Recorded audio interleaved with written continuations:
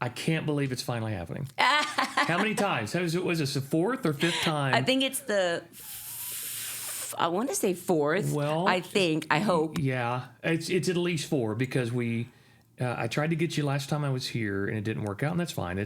And I run into Nick of church. Yeah, because of church. I run into yeah. Nick and I'm like, hey, get Jack. Like I want Nick too But you want us separate. Salvador, and I want you guys separate. Yeah. It would be fun to have you together because that would be a hoot. But well, let me tell you, Okay. it would be a hoot. But let me tell you the secret with Nick and I. See, Nick, I call him my chatty Charlie. So he does most of the talking, and I just kind of get to sit back, which is great for me because it's so much easier for me. But yeah, he does. I have two chatterboxes in my house, and that would be my husband and my youngest son, Soren. They're the chatty Charlies. well, but you've never had a lack for. No, I can talk. You can talk. Yeah. I feel like I can remember sometimes like between when you were out with us and between songs we were like, okay, get to the song. Jackie, get to the song. Oh my gosh. Come on, Jackie. I think that was nerves too. Well, yeah. Well, you were. Oh my God. I was 16, 15. 17, yeah. No, the first tour I was 15 because Yeah. that didn't come out until I was 16. Wow. We're going to get to that in a second. Okay. But here's the reason I wanted to have you separately. First of all, just because we toured together. Mm-hmm. And, we... Two tours. Well, the first one, though, you were brand new. Was your first album out yet? I think maybe It hadn't come out yet. No. Yeah, maybe you just had like we didn't call them EPs back then, but maybe like you had like a 3-song. Yeah. Maybe 3 songs you'd recorded on a cassette or something like that. Yes, it was 3 songs on a cassette, but they were just snippets.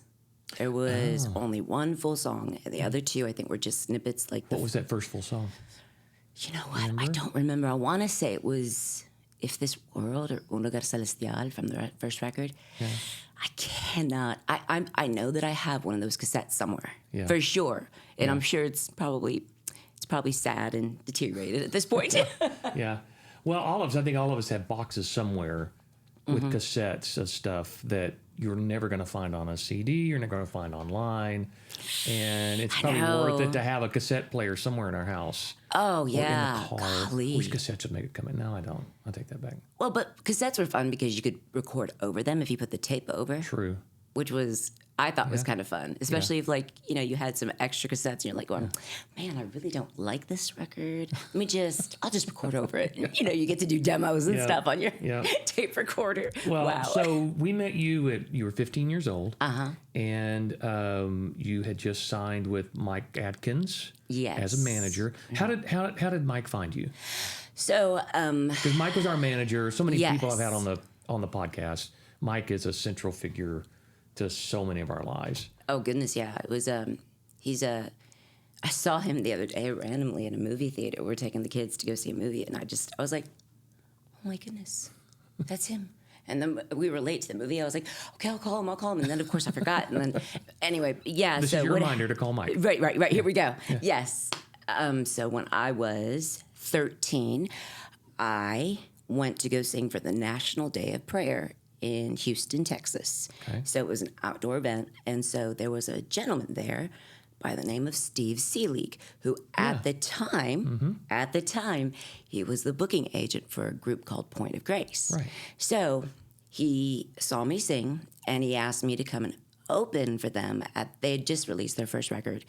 So he asked me to come open for them at Discovery Camp outside of Houston somewhere in Texas. Yeah. So I was 13 and I went out and I did that. What kind of songs were you singing back then? Oh, just soundtracks.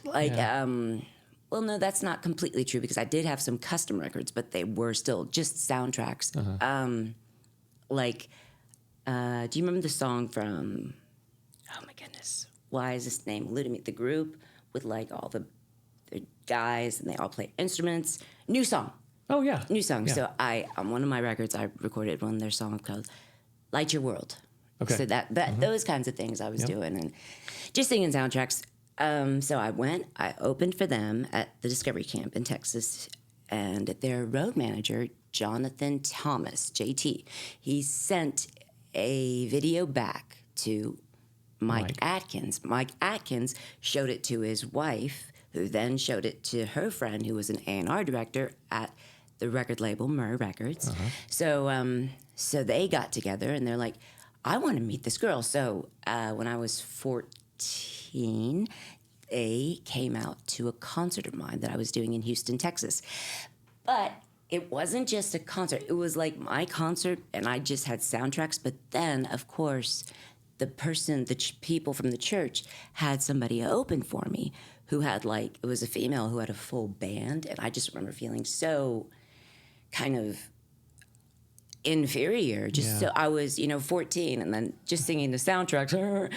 And, this girl with a band opened for me. And I was so scared because I got to see them before. This was Mike Atkins' wife, Debbie, and Judith. I got to see them before, but I didn't see them afterwards. So in my mind as a 14-year-old, I'm going, I don't think they liked it. I don't think they liked me because I didn't see them after the concert. Yeah. So, so then fast forward, my parents got a phone call they would like me to go to Nashville and fly us to Nashville and come to a Christmas party. And so we did. And I remember the first Christmas party I ever came to was at Union Station in downtown Nashville. Mm-hmm. Yeah. And I've been to a couple Christmas parties there. Yeah. Oh, yeah. So I met Amy Grant at that Christmas party. And I thought to myself, what in the world is happening? So, then they signed me to Myrrh Records, who was also home of Brian Duncan. Right. Amy Grant, she was still there on that label. Goodness gracious, I want to say Crystal Lewis at that point was on the label.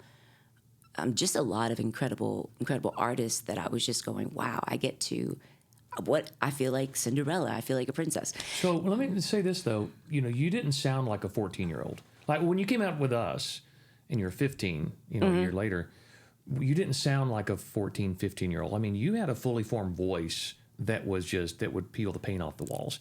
I mean, it was big. It was loud. You had this confidence to you that made everybody sit up and take notice. I mean, even back in those days, we're just like, wow, like, how do you get that so early? What do you like? I knew you grew up. We can talk about this a little bit. I know you grew up in a musical family. Yes. And your heritage with all your cousins and uncles, everybody. Yeah. And that you had that you grew up in that, but it's a unique thing. It's a God-given thing when you have a voice as big as yours at 14 or 15 years old. When did you know that this was, or when did your parents know, or when was it pretty obvious that, we need to start pushing her this direction because that's what you're kind of built to do? I want to say, okay, so I have to backtrack. So when I was 8 years old, so this is whenever I talk to people that, go, is there really a God? That you get to kind of have that conversation with them. I remember I was either 7 or 8 years old, and I was, my parents were pastors, and so I would sing sometimes at the church and sing, for the, the kids groups, just whatever. Yeah. So when I was 7 or 8, I got strep throat. Okay.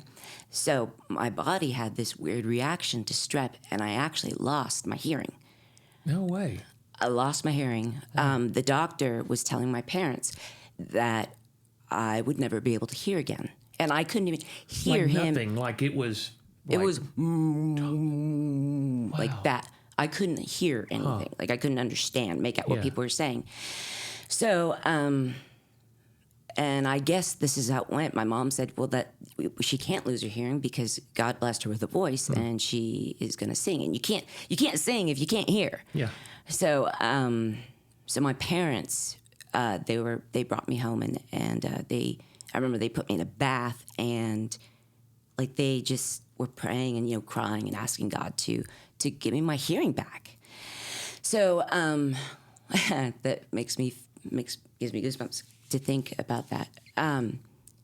So when I was in the bath, I was watching them. They stopped praying and stopped crying. They actually started worshiping God and thanking Him in advance for their daughter getting their hearing back. Myself, and it was the wildest thing. I looked up at them and I thought they were crazy. I was like, "What are you people doing? They're just saying, God, thank you, thank you, thank you. And I couldn't hear that. And then all of a sudden, I could hear.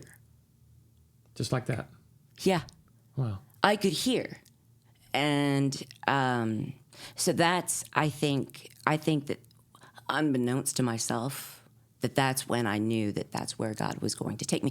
Because at the time, as, I was 7 or 8 years old, you don't really put those things together until you're older and you see that is a miracle from God. The fact that I got to do any things I got to do is only because of the grace of God and his miraculous powers that just, hey, I've got plans for you. This might seem like it's the end. And at the time I didn't see it as the end. I didn't even know what was happening. But it might seem this way, but I'm going to change it. Just wait and watch. So even sometimes as miracles happen, the younger you are, you don't really appreciate or understand the magnitude of it until you get older and you go, oh my goodness, wow, thank you, God. Okay, so I think that was a part of it, but then also it was a natural progression because music has been in my family for eons. Yeah. My dad, he started multiple groups, the Galileans, the Amigos, the Latinos, the Kings Three, just, all those different groups that still continue. And, some of them are no longer with us because they were very old. They got old. But for myself, I feel really blessed that I got to continue that legacy to the magnitude that I did because I feel undeserving, but feel blessed that I got picked for that endeavor. Yeah. Well, when parents can see God doing something, or then when you have a miracle like you had. I kind of had the same thing. I was hit by a car when I was 5. Oh my goodness. And nearly died, like I should have died. And there's a story of my dad being, when the doctors came in and just said, I'd been in surgery for a long time, and they said, he's probably not going to make it. You should start making arrangements. And my dad, there's a story of my dad that I've heard through several different people going into the chapel, falling on his knees and going, God, I wasn't sure, because I came along late in life for my parents, and it hurt my dad's career where he was going, and it upended a lot of things for my family, and so my dad, he would never tell me this, but my family members would tell me this, and it didn't surprise me that he kind of resented me a little bit, like there was a little bit of like, wow, I didn't want this child because I had things that were happening. But the moment they said, he's probably not going to make it, he turned to God and said, no, I want this child. Like, you give this child back to us. We'll make sure that he serves you, and we'll do whatever he needs to do for you. And so I've always felt that little wind behind my back as well, from my parents to go, you shouldn't be here, so you're a walking miracle. So something's going to happen. Like, go. Like, my parents never said, don't chase your dreams, or don't become a musician. Because it was easier for you because, you grew up in that environment. Yeah, for sure. But for me, I was singing at 8 years old, 9 years old, 10 years old, and, in front of crowds my whole life.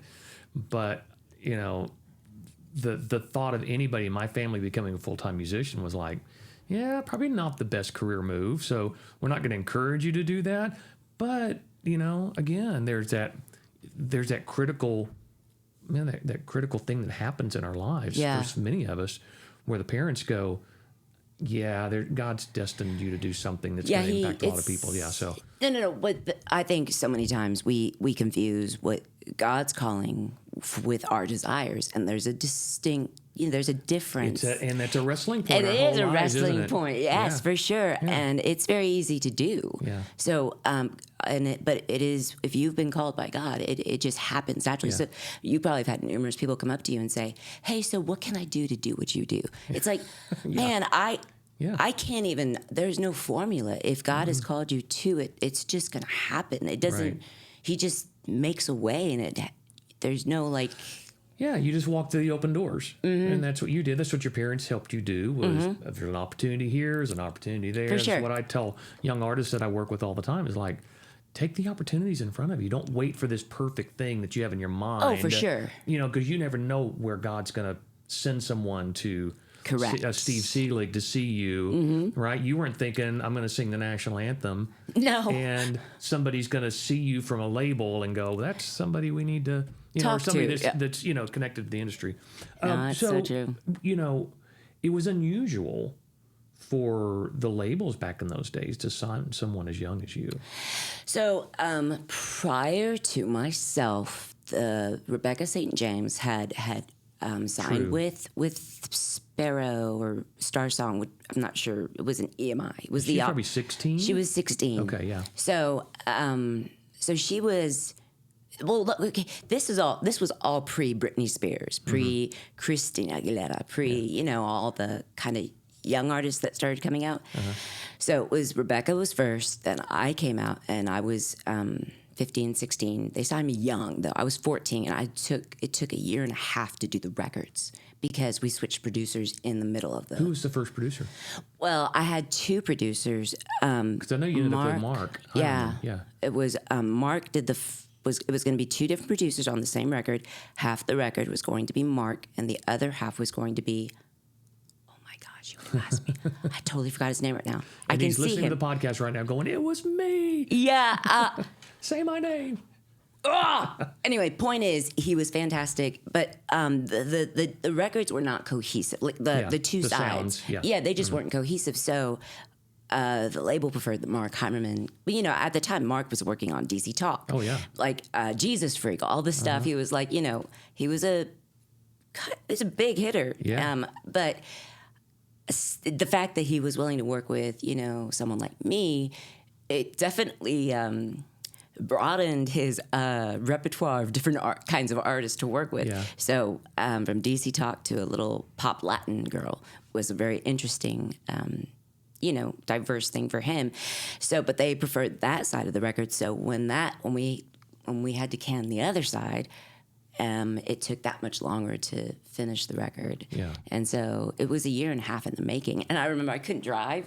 So because I was homeschooled, I've been homeschooled since I was like 9 years old because my parents started traveling and, going from church to church when I was a little girl.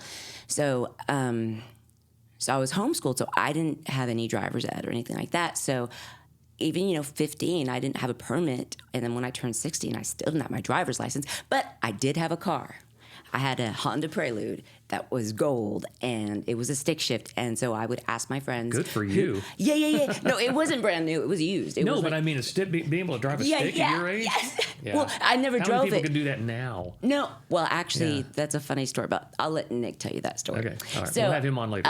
Yes. So I didn't drive my car because I didn't have a driver's license, but I had friends who had driver's licenses. So I would say, hey, can you drive my car and we can go to the mall? Stuff like that. But at the time I was making the record, my mom would take me to the studio, drop me off, go, to the mall, and then come pick me up and, after I was done singing. But, very bizarre life, but very, when I look at it, it was bizarre, but at the time, it was just my life. Yeah. My kids go to school on the bus. They come home on the bus. Mm-hmm. I go, hey, how was your day? Oh, Mom, you're not going to believe what happened. And see, I didn't have those experiences. Yeah. So it's interesting you say that because that is you hear about that with not to say you were a child, but is during your teenage years. Yeah, I was a kid. You were a kid. You hear about this with TV stars, that were in the industry when they were really young, and they missed out on the middle school and high school experiences. So you did you go to high school at all? No. You no went high right. school. So you kept your homeschool training as from you the time I was fourth grade. Yeah, while you were on the bus, while you're on the road. When did you move to Nashville? I moved to Nashville when I was 14 and a half. So it was 95, 94. And so your parents moved here. Yeah. Mm-hmm. Yeah, they moved here. And when we first got here, we moved into a little apartment on a golf course called Nashboro Village. Yeah, I know where that is. So we were there. That was, 30, I'm 44, so 30 years ago. And I was so excited because at the time, we'd always just been in our motorhome. Yeah. Prior to the motorhome, we traveled in the car, in the Honda Accord, 85 Honda Accord. So I was so excited when we came to Nashville because I had a room. Like, I had a bedroom that was my room, which I'd never had. I was always either, in hotels or in the motorhome. So or staying at people's homes, which was never my favorite thing, but I was always grateful, of course. Thank you if you're listening. But you want to sleep. You don't want to. So I was so excited that I finally got my own room. And yeah, I remember, purchasing my own bedding, and it was like polka dots, black and white polka dots, the whole thing. It was awesome. You're living the teenage dream. At Right. that point, you couldn't go to school, but man, you were, and I'm sure I feel like I remember, man, just kind of your musical taste at the time too, when you first got on the bus with us, was that era of the 90s where, Yes. a lot of the, that was the era. What was you were saying it earlier, it's just before Britney Spears and Correct. What were the band? NSYNC and Backstreet Boys. That was before NSYNC and Backstreet Boys too. So who were you listening to? Like who were the pop acts that you were listening to? At that time, when I want to say I was listening to the Evan Roods, to man, I'm just trying to think back in the studio when I would show songs to different people. Jonathan Brooke and the Story. Goodness gracious, Duncan Sheik. Oh, love Duncan Sheik. Yes, I love Duncan Sheik. Toto. I had gotten into a big Toto craze. That now I remember this about you. You had a pop music knowledge that I was very impressed by. Like we could sit on the bus and go through 80s bands. Yeah. And even late 70s bands, and you knew every song.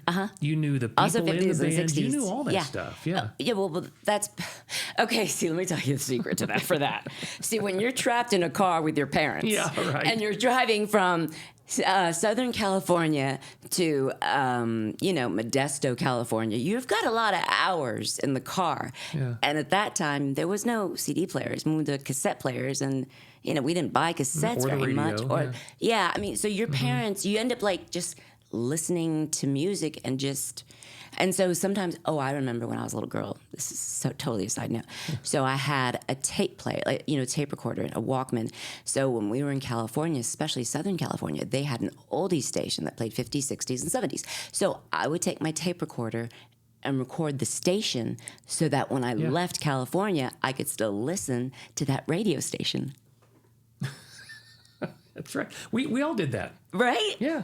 Yeah, my wife talks about doing that, how she would hear her favorite song come on the radio, and then they would sit there with the finger on the record button and go, oh, got it. And that way they could listen to the song over and over and over again.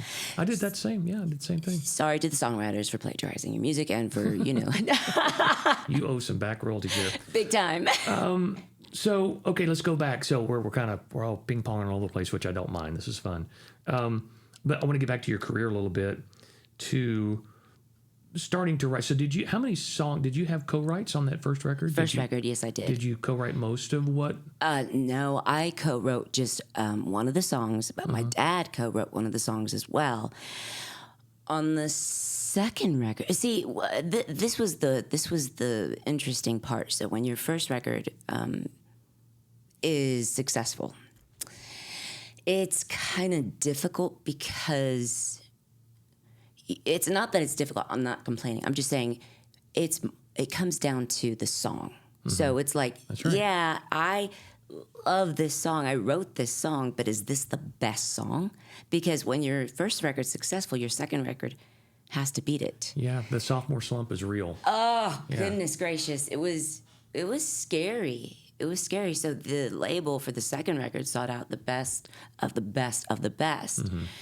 Because your first record did well. I mean, I'm sure it recouped, and especially. I mean, I'm sure Mark wasn't cheap, but no, that record, was On My Knees. That's the first single. That was the first single was actually. I think it was If This World. Okay. If This World, and the second single, they were scared. So it was interesting. They were scared to release Un Lugar Celestial, right, because of the fact that radio stations wouldn't be able to say it. The people, DJs. Yeah. So in fact, they almost, for my first record, dropped Velasquez. and just had me be Jackie because they said people are going to have a hard time saying her name. I remember those conversations. Yeah. So I almost would just end up being, Jackie, like Cher. But all those things, the singles, I think that first record had garnered, If This World, Flower in the Rain, On My Knees, Un Lugar. I want to say it was maybe 5 or 6 number ones off that first record. Wow. And then the second record, which was just self-titled Jaci Velasquez. That first single, I believe, was "God So Loved the World." God so loved the world. I love that song. Yep. But I want to say that was at that time. I'm sure since then everything has changed, but at that time that was the first number one single across all formats in CCM. Second time. Second time? Yep. You know what the first one was? Which one? Basics of Life. Was it on Inspo? It was across every. It was Look, the first time. Andy's always I trying had to to set the record straight. There may be a caveat in there. Well, I don't know. The point is that song. I remember thinking to myself, is this really going to happen as the first single? Yeah. But you know what? The coolest thing about that song was this. I can't tell you how many people told me, and still to this day come up to me and they go, that song helped me memorize that particular verse in the Bible. And they actually still sometimes use that song for their kids to teach their kids, how to memorize God So Loved the World that he gave his one and only son. So that's because, you think to yourself, how is that going to be a hit? You're also, we talk about this a lot on this podcast that, those of us that were in the industry back then, you're just doing the next thing. You're not thinking legacy. You're not thinking, oh, this song, if people listen to it, will help them do this and help them remember this. You don't see those things until much later. Much later. So you're just trying to do, like you're just saying, your label's just trying to find the 10 best songs. Correct. For the record. There's not even this. I mean, especially by the mid 90s, the concept record was kind of gone. Kind of came back early 2000s, maybe for before worship took over, but it wasn't about saying something. No, not in a bad way, but it was just about let's get as many singles, let's pack as many singles on this record as we can, because it's so crazy now to think back that you could get 5 number ones off of one record. Yeah. And that doesn't happen anymore. Maybe 1, maybe 2 now. And even if, what is a number one song? It streams on Spotify and iTunes or whatever. But I don't know. But back then, and even because we were making records, every 18 months? Yeah, 2 years? Well, see, then when I was 18, you guys were probably doing the smart thing, 18 months, which is what we're supposed to. Well, depending on the label and how much they needed your... yeah, exactly.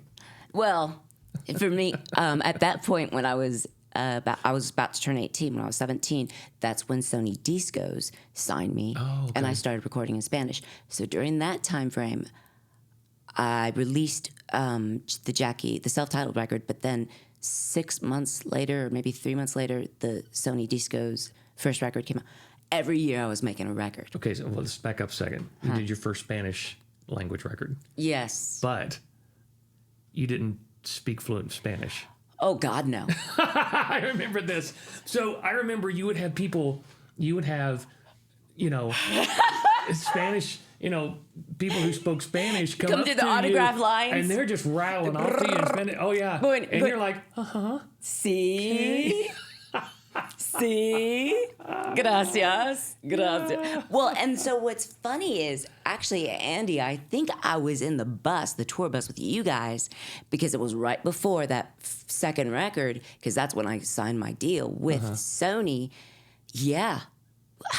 All get so fuzzy. But I remember being in the bus in my bunk, and I knew I was going to have to do the Spanish record. I knew I was going to have to do Spanish interviews. And that label got me freaked out and stressed out. They go, it is very important that you do interviews in Spanish, because that is how we sell records in the Latin market. Not just know the language, but you have to speak it. You have to speak it like you know it. Yes, yes. So I was in my bunk. Y'all probably didn't see me at that time very much, because I was in my bunk listening to Luis Miguel Romance record with a English to Spanish dictionary, trying to, because I like the music, trying to learn Spanish by way of music and a dictionary. So that's how I learned a lot of my Spanish. And honestly, a lot of my Spanish I learned from the interviewers. When they had patience and would speak slowly, I would go, ¿Cómo se dice? Which means, how do you say? And they would tell me in English how to say it. And then I would, regurgitate it in Spanish to them for the interview. But that's how I learned it. Yeah, I knew that weighed on you. We knew that about you. It was so scary. It was scary because, you go into that Spanish language audience, they expect you to be fluent. Yeah, and it's kind of also an affront to them, that you're not, you're singing that language, but you're not speaking that language. So we knew you were working hard, and it was we felt the pressure for you even when you're on tour with us because you would have. It was a lot. Yeah. Yeah. Well, and I think this. And you have your fans that would come up that were Latino fans and would, want to converse with you in Spanish. And I'd try. Be like, trying. Well, and I think God rest her soul, the saving grace for me was, they would say, well, she's like Selena. Selena didn't speak great Spanish. She spoke Spanglish, Texas Spanish. Mm-hmm. And so people would say, well, you're like Selena. And I was like, well, her Spanish is even better than mine. But that kind of gave me a little bit of people had a little more grace with me. And I think because she'd passed at that point, it was like, kind of not filling those shoes, but just kind of having that little bit of grace people would extend towards me. Well, there wasn't a lot of Spanish language representation in Christian music. I mean, I'm trying to think who would have been, on the scene before you. Maybe. Well, I can tell you, her last name started with a B, I believe, but she didn't do too much. I think she only put out one record. But then apart from her, that was just me. So, and she didn't sing anything in Spanish or even sing anything bilingual. So the fact that Christian radio was willing to play something bilingual was like, what is happening? Yeah. It was a gift for sure. And only God could have opened those doors. And then what happened? So, we're going to come back to a couple of things I want to talk about when we were touring together. But let's keep going when you signed with Sunday Discos. That took you into an international market. Yep. Yeah. And started kind of pulling you away from the Christian market a little bit, putting you more in a secular, more on the more secular road of things. What was life like that for you? Because now you get into the Christian music industry. Yeah. It's a nice, albeit it's a big step, but it's in the same ballpark as what you were doing before. Yeah. Sing songs to Jesus. Yeah, about with Jesus. everything you grew up with in your family. It was still kind of the same people and kind of the same idea that, hey, we're going to sing music about Jesus and we're going to support you in that. We're going to put you in churches and put you out with other Christian artists. But you start going down on the secular label, it's a whole different world. Can you just kind of talk about what that was like once you started kind of walking in that direction? Okay, well, so it was crazy because, I was a little girl still, 18, but young, and I had come from this, kind of small world, this not small world, but, very restricted world. Yeah. And, so all of a sudden I was being thrust into doing these, TV shows and stuff like this where everyone's like half naked. And I'm not. I'm wearing clothes. And I'm like, a good little Christian girl. So they used to, the interviewers used to coin me as La Ángel, the angel Jaci Velasquez, La Cantante Cristiana, the Christian singer Jaci. And so people were well aware that I was not going to behave that way. But it was very interesting for me to just like be in doing the same event and the same shows with girls that were not, that were half naked. And but I always saw it as like it's an opportunity to, shine and to say, hey, you can have success. You can be pretty without showing everything. Yeah. And that's how I kind of used to just go, okay, I'm just going to be that in this world. I want to be, I want to be a light for Jesus in this world.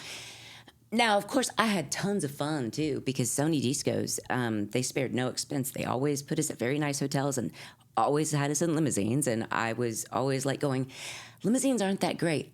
In fact, my youngest son, he was talking about one day, when he goes to prom, he's like, I can't wait to ride in a limousine. I'm like, they're actually really uncomfortable and not much fun. Yeah. He goes, you've ridden in one? I was like, Sarn, I'm a singer. He's like, but you didn't ride in limousines. I'm like, just be quiet. Go eat. Go clean your room.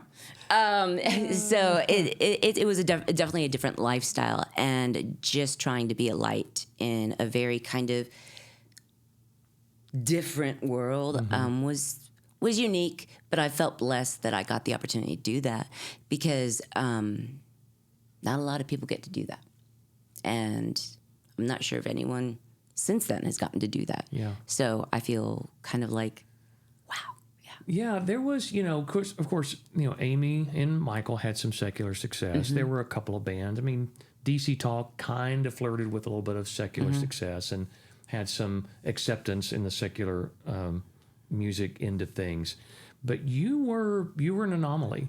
You really were one of the first ones to get a real shot at. Now, and when I say a shot, it's it was something that you got to do that nobody else got to do. How did that affect your life? Like, as far as your, again, coming out of the Christian world, which, look, had just as many problems as you would anticipate would happen human anywhere. Beings are human. Exactly. Well, I had somebody on the podcast, I can't remember who it was, it said, it's Gary Chapman. He said, unlimited funding and huge ego are a bad mix. And you get to a certain level of your career and people are paying for everything and looking the other way. Yes. Because they're making money, you're making money, or they're having success, you're having success. Let's don't dive too deep into what's going on in our personal lives, because we don't want to upset that. And that the machine. You don't upset the machine, because then that's something we have to go back and fix. So was there, like, what was it like, just like the life, we talked about the outward lifestyle, but inwardly, like, what was some of the things you were dealing with, outside of the Christian music world? Well, at that point, I'd had my first boyfriend, which I was really happy about, because I was like, oh my goodness, I have a boyfriend. After that, I think then a lot of that time frame, it's going to sound really bad, but a lot of that time frame was such a blur, because I was very successful at that point, and was over 18, and I was like, Mom, you don't have to travel with me anymore, stuff like that. Yeah. Where I kind of could be bratty, but because I was paying for everybody, Yep. I was paying, for people to live, and paying for this, and, paying for the hotels. I mean, just all that. You could kind of people would turn their heads. That's fine. Let's let her be like, she's paying for it, so what am I going to say? Right. So I definitely had many of those moments. My goodness. I think back and I cringe sometimes at the things. I'm like, why did I do that or say that? That was so dumb. But you give a lot of power and a lot of financial success and financial stuff to a little girl that basically probably didn't grow past 14 or 15. By the time she got famous, it kind of stunts your growth, and kind of it's, when somebody goes through something that is traumatizing, right? A lot of times they stay that age forever, because that's where the trauma hit them. So for myself, it wasn't that it was a bad trauma, but it was a type of trauma, because all of a sudden I was famous, and people wanted my attention, and nobody was going to tell me no. So I kind of stayed at whatever that age was, which was 16, 17, whatever that was, stayed there mentally for a long, long time. And, there are moments sometimes where I still feel like I'm 16. But I mean, I look at my face, I go, no, you're not 16 anymore. I think we all do. It's when we get out of bed in the morning, we go, I don't feel 16 today. Why does my back hurt? My neck, did I sleep wrong or is it going to stay like this? Yep. Why are my knees clicking? What happened? So, now I think that, I went through all that. And I actually, when I see young artists going through, in the pop market, going through stuff, and when I saw Britney Spears going through all that stuff, I had so much compassion for her because people were really ugly to her, but I had so much compassion because I understood to a degree, not as level that, but to a degree. It's all relative, yeah. To, just that everything's happening so fast. What am I, but it was exciting and I appreciated it. It just was happening really fast. And so now fast forward to when I was 21, my booking agent, William Morris, called me and said, hey, there are some films we'd love you to come and audition for in California. So I was like, okay, I'll get a little place in, Malibu, and this will be a fun adventure, 21, my goodness. I'll go to California and I'll audition for movies. Never in a billion years did I think I would land a movie. My first audition, got the part, 20th Century Fox film. The movie was called Papi Chulo at the time. Yep. And I remember when it came out. Yes. I do too. But it ended up becoming Chasing Papi. But I got the film, and we had to. My poor manager, Mike Atkins, at the time, had to cancel dates, and they were like, they told me you probably shouldn't do the film because one, we're going to have to cancel dates. Two, because it's not a Christian film, not a faith-based film, and I was like, well, what if I could get them to change some stuff in the script, and from PG-13 to become a PG movie? I mean, I would watch that movie, but when you feel like they don't want me to have any fun. No one wants me to have any fun. You could be a little spoiled little brat sometimes. So I told them I was going to do the movie. So I did the movie. I lived there, was very responsible. I got up. I had to get up at 3:30 in the morning to work out, to then be on set by 5:30. Because if you're late, late, you were living out there by yourself. I was living by myself. Wow. I was living by myself. That's impressive, though. At that age, yeah. I mean, obviously, 21. What you'd already done at that point, got you ready for that. But still. It was a very interesting time, and I felt very empowered because I felt like I was doing something by myself that I had to be responsible for. I didn't have a road manager or a mom telling me, "Hey, you got to be there at this time." It was just like I have to be there. So that was a growing up part of for me in my life. But when I did the movie, because it was not a faith-based film. It did affect a lot of things in my career. A lot of different radio stations dropped my music. Different, evangelists and crusades canceled me because of this movie. And, hindsight 2020, would I have done the film? No. But if my doing the film would have led me to the same place I am today, then yes. So I don't know. It's like it's we all go back in time and in our heads and go, if I just hadn't done that, if I'd have made this decision, if I'd have done this. But you're right. It's like sliding doors. Where we are now, we're like, yeah, it is. It is. And I don't know that we would change anything. Not if it meant that I wouldn't be married to Nick and have my two boys and have this like bizarre memory of, I don't know. I mean, I have fun every day. And the fact that, my kids could care less about my career or anything. They just think they're like, Mom, why'd they call you Jackie Velasquez?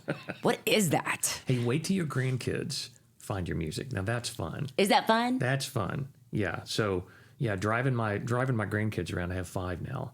and they'll ask for poppy music, or they'll, they want like their own playlist on Spotify of just the songs that I sang, or they'll see videos and go, wait, that's real, That's so you? It's whereas my kids are kind of like, yeah, that was your dad, that was your grandpa.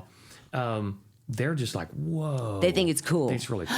Yeah. So please. So you have that to look forward to at least. Yeah. I hope so. It does give a generation. Well, let's talk about. So before we get to talk about Nick and how you met Nick, what happened after chasing Poppy? Well, were there other opportunities for movies? Or there were. But I got pretty gun shy.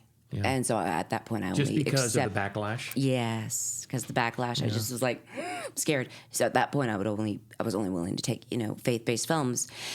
But after chasing Poppy, during the time that I had just finished making Chasing Poppy, I met a boy who, on a blind date, I married him about 10 months after we met, and about 13 months after we got married, we got divorced. And I mean, I can't change those things, but he was a nice guy, and just he wasn't my guy. Yeah. So and the funny thing is, before that guy, during the time I was making Chasing Poppy, I was dating Nick, and Nick was one of the people that told me not to do the movie. But of course, I was like, you don't want me having fun. So how'd you meet Nick? Just through the industry, or did you do a tour with Salvador? I'll get to that part. Okay. So I met Nick because he was signed to Myrrh Records. I guess he signed to Myrrh when I was 18, so he was 20, 21, something like that. But we met at a birthday party. Chris Rodriguez, who I was just in the studio with Chris yesterday. Chris Rodriguez. It was his birthday. And so his wife at the time asked me, she was like, Jackie, there's this boy I want you to meet. He's really cute. You got to come to Chris's party. So at the time I had a boyfriend. So I left my boyfriend in the car, went into this birthday party, met this guy, Nick. And I was like, oh, okay, good to meet you. Got back in the car, went and watched a movie with my boyfriend. But I met him back then. And then fast forward, we agreed to tour together before we broke up while I was making Chasing Poppy. But the tour was already set. I got married to somebody else and had to still go on tour with this. I know, God. There's a lot of awkward going on in that situation. Lots of awkward. Oh, gosh. So we got divorced. After the divorce, I just chose to run away because I was like, people are going to have something to say. I feel like I ran into you. Probably so. Right around the time either you're going through the divorce or the divorce had just happened. And I remember a different Jackie than I'd ever known. Yeah. I knew you had obviously been through it at that point. Mm-hmm. Yeah. It was a really depressing time because just not knowing what to expect and just kind of, I had what I needed, but I didn't want any of it at that point. So I just ran away. I just ran away. I left. I moved to a different country. I moved to London, England, and I got a little place. My flatmate drank like a fish. She was from Scotland. She was awesome. She was crazy, but I was like going.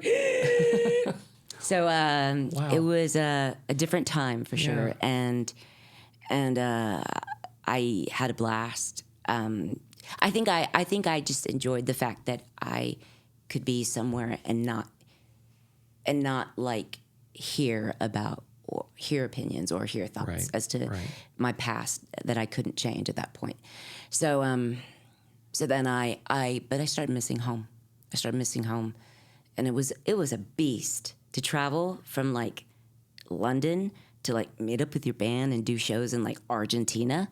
It was very difficult. I can't imagine. It was awful. So I just was like, I better go back home. How many shows a year were you doing at that point? Oh, probably like maybe 20. Not tons, but enough to where it was like I'd have to go back and forth. I had lots of airline miles, let me tell you. And let's be real here. The honorariums are better there than they ever were back in the Christian music world. For sure. Yeah. You could do less and make a lot more money to afford a different lifestyle at that point. But that, that, again, I know you're going to get here, but the kind of that longing to be home and back to where, what you used to know, and that sense of normalcy was always probably tugging at you. Yes, it was. I at that point, I always say that the reason I learned how to cook was because in London, I mean, our dollar at that time was worthless basically, and so it was just so expensive to go out to eat. So I would Skype my mother, and it would be 2:00 in the afternoon or 1:00 in the afternoon in Nashville. It'd be 6:00 in London. So she taught me how to cook over Skype. Oh wow! So that I learned how to cook over Skype from London, England to Nashville, Tennessee. So, but I started missing home, and I just got tired of running, and I realized that I couldn't run because I was taking what I was running from with me, which is me. Yeah. So I just had to stop. So I came home. Well, who was speaking into your life spiritually? Like, what were you kind of looking for something to kind of reconnect you to? Again, what you grew up with, and just over Skype. I mean, I went to a little church there in London. It was. Yeah, I guess my question is, how did you stay connected to your faith with all that going on with the divorce and, just being in the secular industry, and I mean that had to just really rock you of like kind of the core foundations of what you grew up with. I think because of the fact that I have like a real fear of God, and I don't want to ever make him disappointed in me. It's a biblical thing. Like I didn't ever want him to be mad at me or disappointed in me, because I would see him, like I have my earthly father, but it was just a natural thing to go, I cannot live without him being happy with me. Like I don't want to make him disappointed. So Which that he's was not. For our listeners, if you trust in Jesus, he's not disappointed with you. Let's pray. Okay. So that for me was yes. So that was really important to me. We do think that, don't we? Yeah. I was scared. Just fear of God in a good way, in the healthy way. But but I think that's really kind of just the key that I had for myself. I mean, I made some poor choices too, but I just was always making sure that I made God, that I was doing the best I could for him. Yeah. Now, I did want to come home because I did feel very distant. I felt like I didn't have that core people around me to just kind of... Probably a sense of loneliness.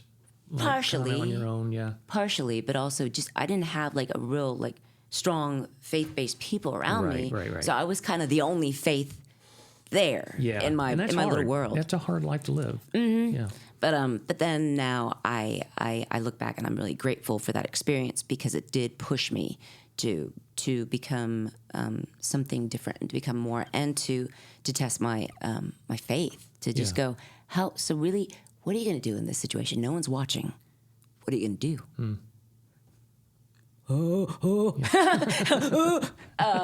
So then I came back home to Nashville.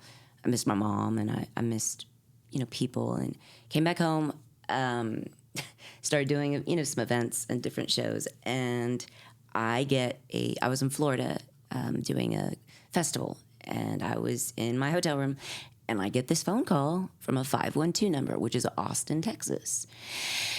And it happens to be this guy that I dated years before, Nick Gonzalez from the band Salvador, calling me, and he asked me if he could take me out. I was like, I'm in Florida. He goes, I know, I just left Florida. We played last night. I'm like, well, I'm not going to be home for a long time. And so he ended up flying into Nashville about, I want to say, a week later, and took me on a date, and I at the time I was not attracted to him, because I was really just not like there. Mm-hmm. And God worked in my heart, because I got married to him. Like probably, I think we married each other. That was in June. The first date was in June. Mm-hmm. Mm-hmm. June. It was either June or July. It was one of those J months. Yeah. June, July, and we got married that same year, December. Oh, wow. Uh-huh. Wow.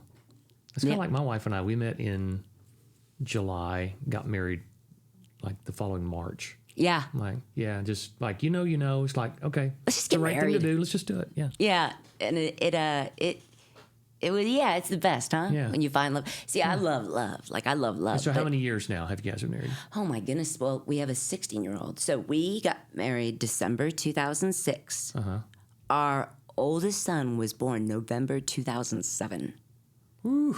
So we've been married. Right under the line. Oh, my goodness. I was like, I was like, whoa, boy, what do people want to think? But no, I mean, it's obvious. It's there. But it's awesome because our oldest son, so our oldest son is a miracle too. When I found out I was pregnant with him, because Nick and I didn't go on our honeymoon until March. It was like 2 months after our wedding, because we decided to buy a house together. Yeah. Instead of spending money on so we did that. We bought a house and we moved in with, chocolate covered strawberries and a mattress, because as newlyweds, what else do you need? And we just then we went on our honeymoon a couple months later. We went to Stockholm, Sweden, and then we came back. I found out I was pregnant, and when I found out I was pregnant, we went to the doctor. The doctor said, the heartbeat's slow. The heartbeat is very slow. Don't tell people you're pregnant. And we were already past that dangerous time. Yeah. So I got really scared because he said this baby's probably not going to make it. And thankfully we went back to the doctor, at the next checkup, and nothing happened with me. So I was like going, surely it's going to be okay. Yeah. And the baby, his heartbeat sped up and it was real fast and he was healthy. And I was like, thank you, Jesus. Because, as a mom, when you're in that situation, you're just going, Well, you had to think about your mom, back when you had lost your hearing. Yeah. And how you're not giving up. No. No, there's no other option here. This baby is going to be. This baby's going to get here. Yeah. Yeah. And so then he was born. He was the easiest baby of all time. Oh my gosh. Thank God. The second one was not born first. Had he been born That's a first? gift, isn't it? That's Oh a gift my from the goodness. Lord when you get the easy one first. Oh, I tell you what, if the baby had been born first, he would have been an only child. I mean, he was terrible. He cried all the time. You're like, well, why are you crying still? It's like, what's wrong with you? But the big one was just we could still go into restaurants, and he would just be happy in his carrier, looking around, just happy. Go with everybody, happy. Yeah. Not the second one. Nope. So the boys now are 15 and 16. So the career stuff, that's been incredible. Both, Dad and I do music, and with music comes communication. You have to communicate in order to have any sort of ministry or career, correct? Mm-hmm. Correct. Requires communication. Right. So as the kids were growing, the boys are only 14 and a half months apart. We didn't plan that. You could have, Yeah, we didn't. Yeah, but you didn't. Somebody lied to me. Somebody lied.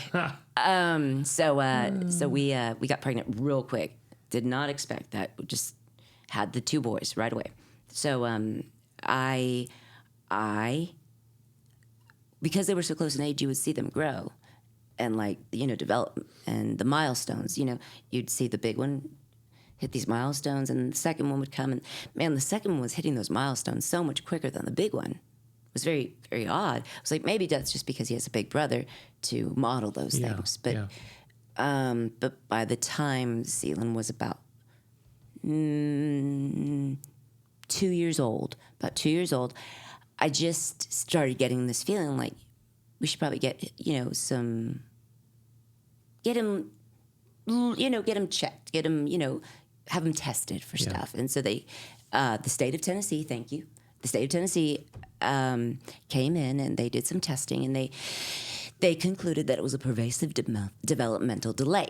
So It's like, cool. Well, being delayed. I mean, what can we do? And so the state of Tennessee paid for different therapies for my son. So he went to occupational therapy, speech therapy, all that fun stuff. So, fast forward, comes time for the kids to start school, like, kindergarten year. The boys have been in preschool. That's fine. They're still not potty trained at that point. It was impossible. You guys, it was so impossible. I still think they're not potty trained because I clean pee all the time. It's disgusting. That's that's living in a boy's world right there. Oh my goodness, you guys. So, not potty trained. So then, as time went on, kindergarten year, we had an IEP. It's called an Individualized Educational Program put in place for our oldest son because he was going to be starting public school because we moved to a particular county that was specific to a great county for the schools and the public schools, but also was very good with kids that, might have delays or things like that. Yeah. So we were like, let's just move over there. Let's do that. So we did that. And so he had his IEP and, everything was fantastic. Second grade, then he gets into second grade and little brother goes into kindergarten year. Everything is like, I'm the room mom for the kids' school. I'm the kindergarten room mom, the first grade room mom, the second grade room mom, all room mom every year for these boys. So, and I was good. You can ask my friends. They're like, you were a good room mom. No, I don't doubt it. It was fun. So, then second grade comes along and after second grade, the grades start counting, like the state of Tennessee starts looking. So they met with us at the school, and his pediatrician, all these different people from the state came, and we sat in this big conference room, and they told us, well, Mr. and Mrs. Gonzalez, Zealand is autistic. So I was very... I've heard that word, but like, what does that mean? I know kind of ish at that point. It was like, oh, like really smart and but like kind of sometimes odd, or what? Like, how's it work? So, I was very angry and I started crying in that meeting because my son was autistic, and I didn't feel like that was fair because I was very upset with God because of the fact that I'd given my whole life, as we've talked about. Yeah. I didn't go to middle school or high school, or I didn't even finish elementary school, and I was traveling and on a bus and doing stuff, and there were lots of perks, but I missed out on a lot. So I don't think it's fair that my kid should have to struggle to communicate, because he did struggle, and still to this day struggles to communicate. And he's very high functioning, but he's autistic, and when you meet him, and you can tell. But I just was very, very upset with God because of the fact that just didn't seem fair. My kid should not have to struggle, because I've devoted my entire life to singing to you and about you, and now you're going to tell me that my kid's going to struggle to communicate? And he has perfect pitch, but he can't do the stuff that we can do. It just doesn't compute for him. It's just different. He's special and unique, but he struggles. He still struggles. But I had to go through that kind of mourning process. I had to mourn the dreams I had for him while I was pregnant with him, and kind of understand that his little brother was not going to have the true experience of being the little brother. He was going to have to take the seat of the older brother and not have the baby experience, the baby of the family experience. He's the big brother. But no, while not dethroning or disrespecting the older brother, there is a birth order, but he's not... His brother's not going to teach him how to shave, is what I'm saying. Right. Or teach him how to talk to girls. Trust me, not going to happen. They're both awkward. Yeah. But that was a lot to go through. And now, I look back and there was a moment where I was very angry, but then I just felt like God allowed me to be angry. He allowed me to be ticked at him, really ticked at him. And he didn't, chastise me or get disappointed in me. There you go. He just let it happen, and it did. It did. But there was a point where I was like, okay, then why did you give him to me? Why? What's the purpose? So just I got this like incredible like I don't know, it was like an audible voice, but just like this piece of like, because it was very strange, because he saw something in me that I couldn't see in myself, and knew that I had to be Zealand's mom. I was like, okay, maybe that was strength. Maybe that was, I have a plethora of patience, and I don't know why. I mean, sometimes Nick goes, you're really patient. I'm like, my dad? He's kind of patient too. But, just that saw something in me I couldn't see in myself. And that's... It's changed you. I mean, it's brought something out in you that wasn't there before. Yeah. Yeah. Mm-hmm. That needed a situation like this to bring out, not, Yeah. Again, not to make light of his situation at all, but for you, it's a journey. God said, you can do this, and you're going to go through it. Like you said, he chose you to be his mom, and I have to fight for him. We may not know that reason until we stand before him, or maybe we never know. And it's bizarre, it's wild. And the thing is, I always say this with people that have children with special needs. We have to take the time and have the patience to harvest their gifts, because they all do have a certain, like, these distinct gifts that are very unique to them, that the rest of the world can't do. Yeah. That is unique.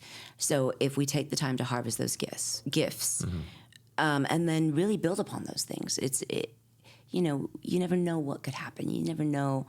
And I always say that, the struggle for parents with special needs children is you just hope and wish and try to figure out, is there any way that I can outlive my kid so I don't leave my kid behind? Yeah. Wow. But there we go. That we all have different challenges, and I don't. That's why I said, the choices I made in my past, like when it comes to ministry and career, I don't know if I would change the bad choices that I made, because I wouldn't end up here. Yeah. I wouldn't have Zealand or Soren. And Soren, he's a pain in the rear end, but God knew that we needed Soren because he pushes his brother to do stuff that sometimes we can't get Zealand to do, but he feels that, and he has a lot of patience for him, and he makes fun of him in a good way, where you're like, boy, brothers making fun of each other. It's like, and then, Zealand gets mad, and he's like, Soren, do not say that. Mom! It's like, you guys are 15 and 16. Seriously. Figure it out. Well, I know, I'm looking at the clock here. I know you've got to go here and pick your boys up from school, but oh, God. I know this is a big part of your story. I'm still waiting for their parents to come pick them up. It's been the longest babysitting job of my life. 16 years? Oh, God. Well, I just have to tell you, it's a joy to reconnect with you, and then just kind of see. We've seen each other 2 or 3 times over the past couple of decades, and run into each other, and you're still one of my favorite people. Aww.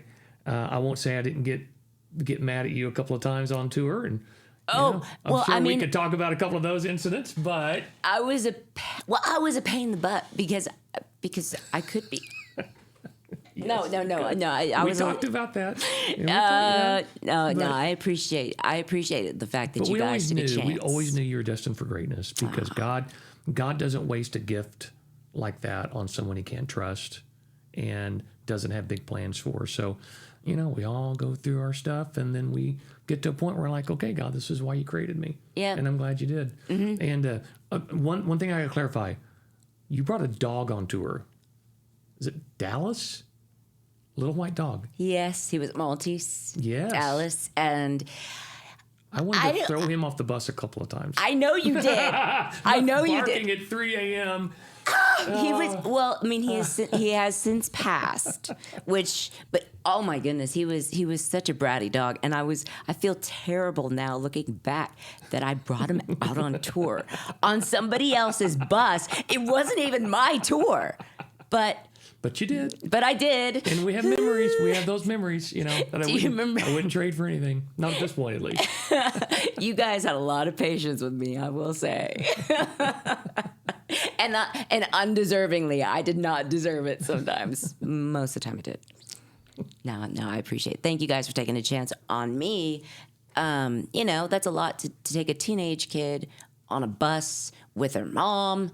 I mean, what kind of mom is she going to be? Is she going to be a stage mom? It's a lot. She was wonderful, though. Yeah, she's great. That was, your mom. Remind me her first name. Diana. Diana, yes. Mm-hmm. Diana was wonderful. Mm-hmm. And, obviously those are great memories. Wow. They really are. And Thank you. It's just always good to talk to you. And I'm glad we could finally make this happen. And I would love to do a part 2 sometime. I think it'd be fun to get you and Nick in the room together. Oh, goodness. And just see where that would go. Well, don't believe, when it comes to his story about, us, my story is the true one. He plays it way too cool. Trust me.